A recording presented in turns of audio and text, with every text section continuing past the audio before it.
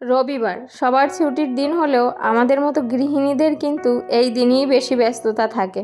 কাজও করতে হয় কিন্তু অনেক বেশি, কিন্তু তবু আমি সারা সপ্তাহের এই রবিবারটার জন্যই আমি অপেক্ষা করে থাকি। কারণ কাজ যতই থাকুক না কেন, রবিবারে কিন্তু আমার একটু আলাদা রকমেরই স্বস্তি থাকে। অন্যান্য দিনগুলোর মতো তো আর ওই ঘড়ির কাঁটার সঙ্গে দৌড়াতে হয় না। কাজের ছুটি না থাকলেও সময়ের তাড়াহুড়োটা একটু কম থাকে আর নিজের ইচ্ছা মতো কাজটা করা যায়। আজ সকালে একটু দেরি করেই ঘুম থেকে উঠেই বাসি ঘরটা প্রথমে ঝাড় দিয়ে নিয়েছি। তারপর চলে এলাম সোজা ছেলে মেয়ের জন্য রান্না করতে, কারণ অনেকটা বেলা হয়ে গেছে, তাই ওদেরকে আগে খাইয়ে নিয়ে বাকি কাজগুলো করব। ওদের জন্য আজকে জলখাবারে বানিয়েছিলাম সিমই সিদ্ধ করে ওই একটু গাজর দিয়ে উপমা টাইপের। দুজনেই খেতে ভীষণ পছন্দ করে, মা ছেলে মিলেই পুরো রান্নাটা করলাম। আর রবিবারটা আমার এই জন্যই বেশি পছন্দ।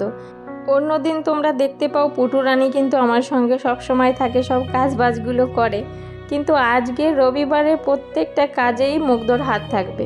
যদি ওর বরাবর এই কাজগুলো ভীষণ পছন্দ, কিন্তু এখন ওই স্কুলটা খোলা থাকাতে এই সমস্ত কাজগুলো আর করতে পারে না। তবে সকালবেলায় নিজের খাবারটা কিন্তু নিজেই বানিয়ে খেয়ে তারপর স্কুলে যায়। ওইদিকে মুগ্ধকে খেতে দিয়ে দিয়েছি, আর এইদিকে এনাকেও খাইয়ে স্নান করিয়ে দিয়েছি, একটুখানি বেদানা কেটে দিয়েছি। এইগুলো এবার পুটুরানি টুকটুক করে খাবে, ততক্ষণ আমি বাকি কাজগুলো করব। আর ওইদিকে তো দেখতেই পারছো মুগ্ধ এখন ফোনে ব্যস্ত। ঘন্টাখানিকের জন্য মুগ্ধর আর কোনো টু শব্দই পাওয়া যাবে না।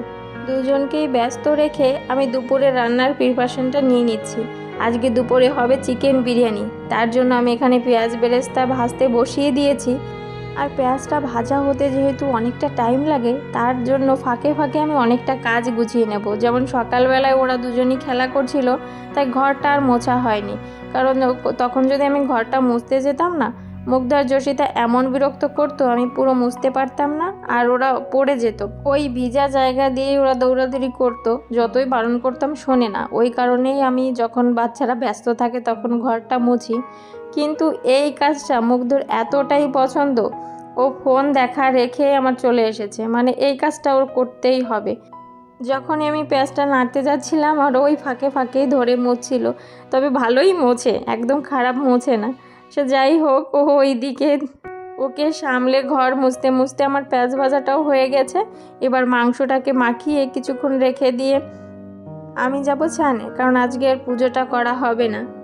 আর স্নান সারার আগেই যদি মাংসটা মেখে একটুখানি গুছিয়ে রেখে যাই তাহলে সুবিধা হবে। ভেবেছিলাম জামা কাপড়গুলো মেলবো, দেখো অবস্থা, বৃষ্টি পড়া শুরু করে দিয়েছে। এবার ওইগুলো তুলবো কিনা সেটা ভাবতে ভাবতে আবার কি মনে করে চলে গেলাম ছানে। এসে দেখি ঝলমলিয়ে রোদ উঠেছে, ওয়েদারের যা এমন বাজে অবস্থা, কি বলবো আর। রোদ, মেঘ, বৃষ্টি, ঝড় সবই হচ্ছে, কিন্তু গরমটা কিছুতেই কমতে চাইছে না। মেঘ আছে, তার মধ্যে দিয়েও আবার মাঝে মাঝে রোদ উঠছিল, তার জন্যই উপরে প্রথমে আগে জামা কাপড়গুলো মেললাম। নিচে এসেই আমি বিরিয়ানির ভাতটা করার জন্য প্রথমে জল গরম বসিয়ে দিয়েছি, আর অন্য পাশে যে চিকেনটা মাখিয়ে রেখে গিয়েছিলাম সেটাই কষাতে বসিয়ে দিয়েছি। মাংসটা নেড়ে চেড়ে কষাতে কষাতে এইদিকে আমার জল গরম হয়ে গেছে, তাই ভিজিয়ে রাখা চালটা দিয়ে ভাতটা করতেও বসিয়ে দিয়েছি। দুই পাশে দুটো দিয়ে একদিক দিয়ে সুবিধা হয়েছে, একসঙ্গেই দুটো হয়ে গেছে।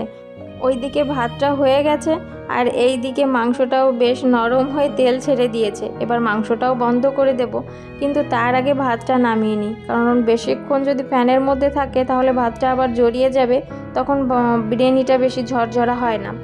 মাঠ থেকে ভাতটা আলাদা করে নিয়েছি, এবার দমে বসানোর পালা। দমে বসিয়ে ওই আধা ঘন্টার জন্য অপেক্ষা করলেই একদম বিরিয়ানি রেডি। এখন আর আমার ঘরের হুটহাট করে বিরিয়ানি রান্নাটা হয় না, কারণ আমার বরের খুব একটা পছন্দ না, আর একার জন্য ওই বিরিয়ানি করতে ইচ্ছাও করে না। কিন্তু মুগ্ধ কালকেই বলে রেখেছে মা বিরিয়ানি খাবো, তার জন্যই বলতে পারো আজকে গরজ করে বিরিয়ানি রান্না করা। আর তোমরা হয়তো ভেবেছো আমার রান্নাটা ওখানেই শেষ, কিন্তু দেখো এখান থেকেই আমার রান্নাটা শুরু। ঠিক এই কারণেই আমি জানো তো ঘরে আজকাল বিরিয়ানি করি না, কারণ যতই সুস্বাদুভাবে যত ভ্যারাইটিভাবে বিরিয়ানি তৈরি করি না কেন, তার সঙ্গে আমার বরের চিকেনের ঝোল ছাড়া চলেই না। আর ওই বিরিয়ানি করার পরে এক্সট্রা চিকেনের ঝোল কে করে, আর কে বলো বিরিয়ানি দিয়ে চিকেনের ঝোল খায়? ওই বিরক্ততেই বলতে পারো আমি আজকাল বিরিয়ানি করাটা ছেড়েই দিয়েছি। আর এতে যাতে আমি একদম বিরক্ত না হই, তার জন্য কিন্তু পুটুরানি আমাকে সমানে বিনোদন দিয়ে যাচ্ছে। ঘরের মধ্যে সানগ্লাস পরে ঘুরছিল, সেটা বলাতে ও নাকে সানগ্লাস বাঁধিয়ে তারপর চিরুনি দিচ্ছে। একবার আমার কাছে দৌড়ে এসছে, একবার আয়নার কাছে গিয়ে দেখছে। আর পুটুরানির বিনোদন নিতে নিতে ততক্ষণে আমার রান্নাটা শেষ হয়ে গেছে, গ্যাসটাও পরিষ্কার করে নিয়েছি। চলো এবার বিরিয়ানিটা বেড়ে নিই, কারণ অনেকটা বেলাও হয়েছে আর খিদেটাও অনেকটা পেয়েছে। বিরিয়ানি থাকলে আর অতটা তর্স হয় না। আর এই দেখো আজকের বিরিয়ানিটা ঠিক এরকম হয়েছিল, খেতে মোটামুটিই হয়েছিল। নিজের রান্না আর কি প্রশংসা করব বলো। আর এই দিকে দেখো চোর ধরেছি, মানে ক্যামেরাটা অন করতে করতে ওই এত লজ্জা পেয়েছে। দুপুরবেলায় বিরিয়ানি খাবে বলে আমাকে রান্না করালো, কিন্তু সেটা না খেয়ে সকালবেলায় যে আমি সিমাইটা সেদ্ধ করেছিলাম সেখানে কিছুটা দিয়ে আমি দুধ সিমাই করেছিলাম, আর সেটাই উনি খাচ্ছে।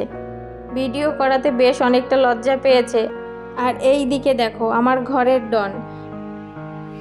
হাই এভরিবডি, আমার আজকে বাস জানি, আমার কালকে বাস যাবো। Bye bye everybody. দুজনকেই রেডি করিয়ে এবার বেডে এসেছি, কিছুক্ষণ কোস্তাকুস্তি করব, তারপর দেব একটা লম্বা ভাত ঘুম, যেটা আমার রাতের ঘুমের থেকেও ভীষণ প্রিয় একটা ঘুম। এই সময়টুকু আমার সারা দিনের সবচেয়ে মূল্যবান সময়, জানো তো। কারণ এই যে দুপুরবেলায় খেয়ে কোনো কাজ বাজের কোনো চাপ নেই, এই দুটোকে নিয়ে একটুখানি সময় কাটানো আর দুটোকে দুপাশে নিয়ে যে শান্তির একটা ঘুম, এটাই আসলে আমার সবথেকে মূল্যবান সম্পদ।